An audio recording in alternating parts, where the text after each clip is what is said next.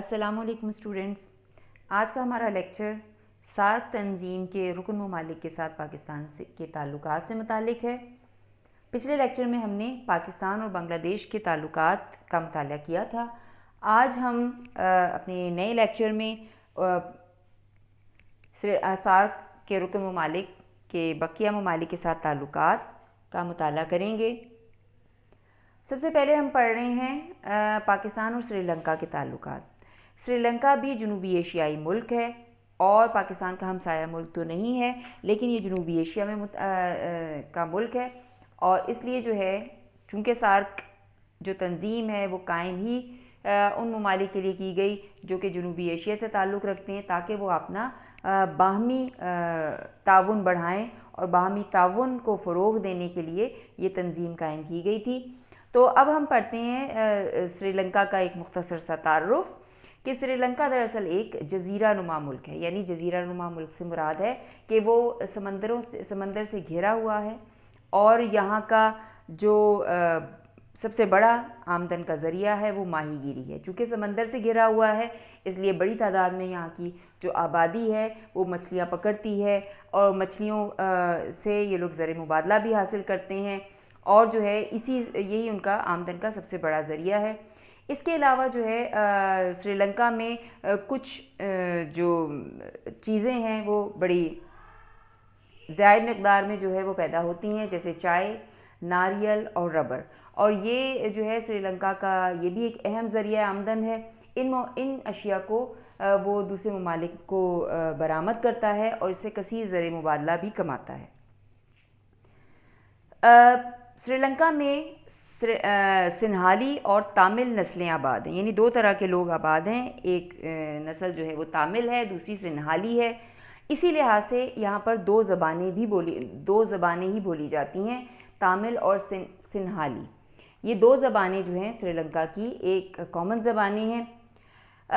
اس کے علاوہ جو ہے سارک کا جو چھٹا سربراہی اجلاس ہے وہ سری لنکا کے دارالحکومت میں منعقد ہوا 1991 میں۔ چھٹا سربراہی اجلاس جو ہے سری لنکا کے دارالحکومت کولمبو میں منعقد ہوا۔ اس اجلاس میں ایشیا میں تخریب کاری اور تشدد کے بڑھتے ہوئے جو رجحانات ہیں ان پر کیسے قابو پایا جائے اس پر غور کیا گیا، اور جو ہے ایسے اقدامات اٹھانے کی لیے تجاویز پیش کی گئیں جس سے جو ہے تشدد اور تخریب کاری کو روکا جا سکے۔ پاکستان کے وزیر اعظم میاں نواز شریف نے اس خطے میں پائیدار امن کے قیام اور اقوام متحدہ کے چارٹر کی پابندی اور ایٹمی ہتھیاروں کے خاتمے کی تجاویز بھی دیں، اور ایسی تجاویز دیں کہ جس سے جو ہے وہ ایٹمی ہتھیاروں کا جو ہے روک تھام ہو سکے، اور جو ہے اقوام متحدہ کے چارٹر پر بھی عمل ہو سکے، اور ایٹمی ہتھیار جو ہے بنانے کی جو ہے وہ مذمت بھی کی گئی۔ اس کے علاوہ جو ہے پھر سارک کا 10واں سربراہی اجلاس 1998 میں سری لنکا کے دارالحکومت کولمبو میں منعقد ہوا۔ اس میں جو ہے سارک ممالک نے غربت کے خاتمے اور باہمی تعاون کو فروغ دینے پر زیادہ زور دیا، یعنی جنوبی ایشیائی ممالک جو ہیں وہ غربت کا خاتمہ کیسے کریں اور باہمی تعاون کو کیسے مزید فروغ دیا جائے۔ اس کے علاوہ 2010 میں جو ہے پاکستان اور سری لنکا نے آزاد تجارت کا ایک معاہدہ بھی کیا کہ جس سے جو ہے ان دونوں ممالک کے درمیان آزاد تجارت کو فروغ ملے، جس کے تحت دونوں ممالک نے دو طرفہ تجارت کو مزید بڑھانے کے لیے معاہدے بھی کیے اور تعاون بڑھانے پر اتفاق بھی کیا۔ اب ہم پڑھیں گے پاکستان اور نیپال کے تعلقات۔ نیپال بھی سارک ممالک کا رکن ملک ہے، اس کے علاوہ جو ہے جنوبی ایشیائی ملک ہے۔ نیپال جو ہے آپ نے سنا ہوگا، زیادہ مشہور اس کی وجہ شہرت کیا ہے کہ اس میں دنیا کی بلند ترین چوٹی ماؤنٹ ایوریسٹ واقع ہے۔ چونکہ یہ دنیا کی بلند ترین چوٹی ہے اس لیے جو ہے دنیا کے سیاحوں کا جو ہے توجہ کا مرکز ہے، اس لیے یہاں کا جو ایک بڑا آمدن کا ذریعہ ہے وہ سیاحت ہے، یعنی پوری دنیا سے لوگ یہاں پر جو کوہ پیمائی کا شوق رکھتے ہیں وہ یہاں پر آتے ہیں، اور یہ جو ہے ایک مرکزی گڑھ ہے کہ جو ایسے شوقین لوگوں کا جو کوہ پیمائی کا شوق رکھتے ہیں۔ اس لیے جو ہے یہاں کا جو بڑا ذریعہ آمدن ہے وہ سیاحت ہے. دنیا کی سب سے بڑی چوٹی چونکہ یہاں پر موجود ہے.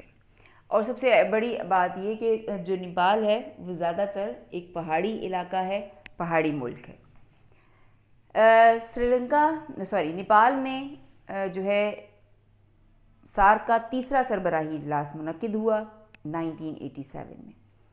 1987 میں سارک کا جو تیسرا سربراہی اجلاس ہے نیپال کے دارالحکومت کھٹمنڈو میں منعقد ہوا. نیپال کے دارالحکومت کا نام کھٹمنڈو ہے.